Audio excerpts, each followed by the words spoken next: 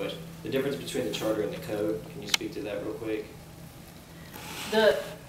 And I will say there's stuff about that I won't know right now, but I believe our charter comes from the state. It's what we filed when we said we want to create Chattanooga. And then the city code is how are things going to happen within the city of Chattanooga. But the city charter, if I'm not mistaken, is what we have when we go to the state and declare ourselves a city. They give us a charter to become a city. So if you were to look at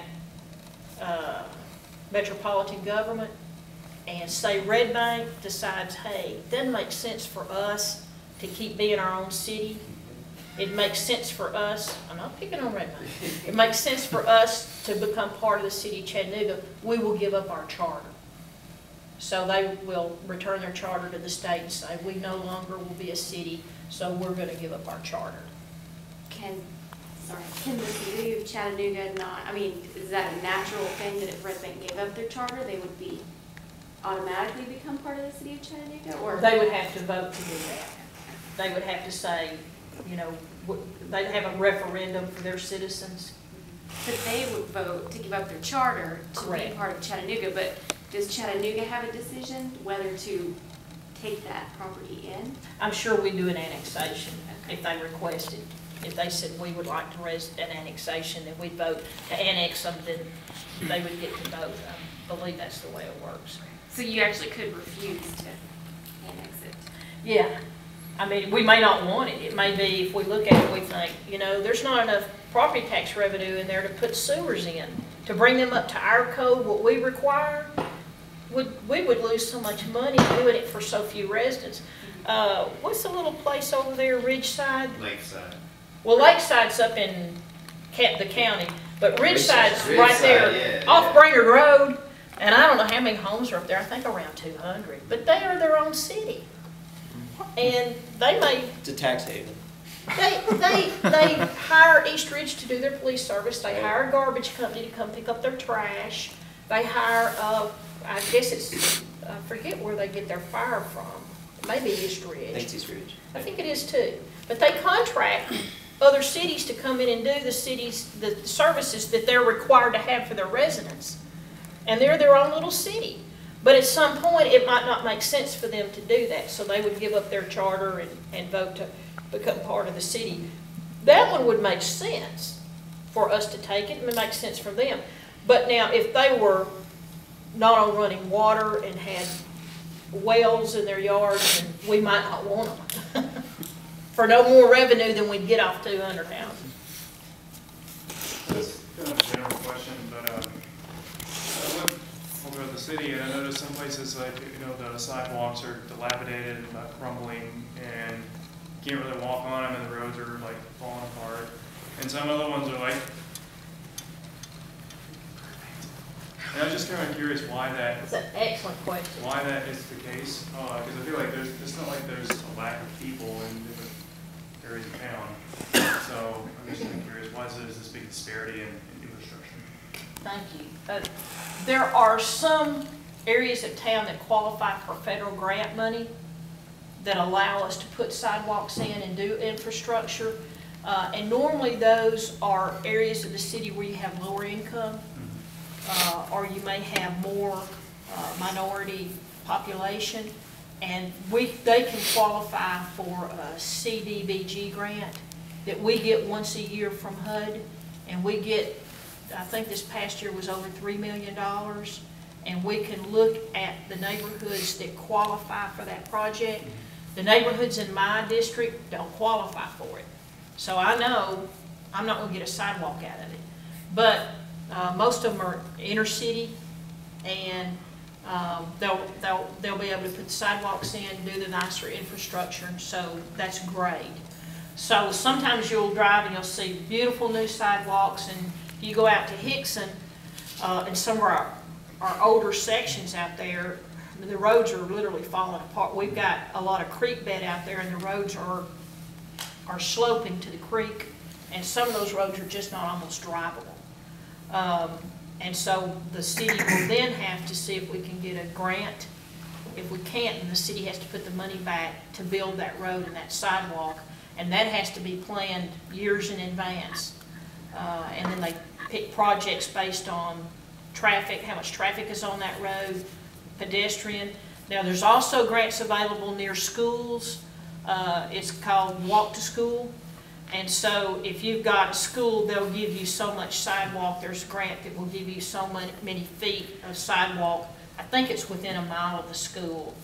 And it's to encourage children that walk to school. They'll be safe. It's called something. It's not walk to school. It's safe something. The word safe is in this grant. Safe routes to school. It sounds like something, safe routes to school may be it.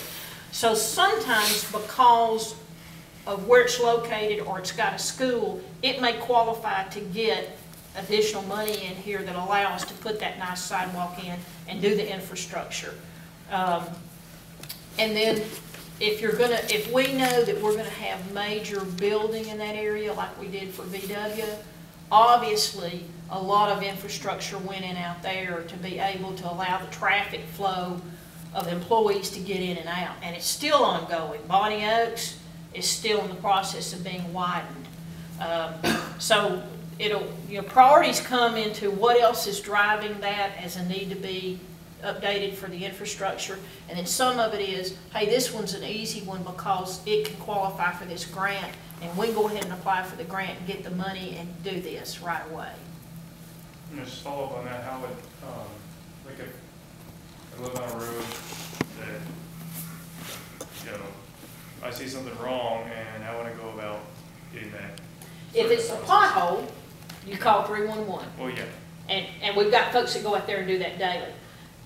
If it's beyond that, if it's resurfacing, then we'll put it on the master plan. And again, that's going to be done by if it's a primary road or a secondary road or a lane or an alley, it's going to be based on traffic. And I just did get some roads in Hickson done summer before last that were secondary roads, but they were still main arteries for Hickson. And they've been put off since, I don't think they've been done since we were annexed in the 70s. And they resurfaced some of our roads. But now some of them need total restoration, where they're going to have to go in there and strip the whole road bed out. Hamill Road is an example in my district. That literally the only thing holding that road in place is the sewer line that runs down the middle of the road, is holding that road from just falling on into the creek bed. But to correct that, they're going to probably have to claim some homes because the road's built right up to the houses. The technology on building a road has changed, so roads that were built back in the 40s and 50s, we're still driving on them, or roads that were not built with the best technology that we have today, and they're failing. The roads in Hickson, where I grew up, are rural, and they're very old roads, and there were roads that when they were built were not built for two-lane traffic or a lot of traffic. They were built to be very narrow because we transported out there on bikes and horses, and not a lot of people had vehicles unless it was tractors.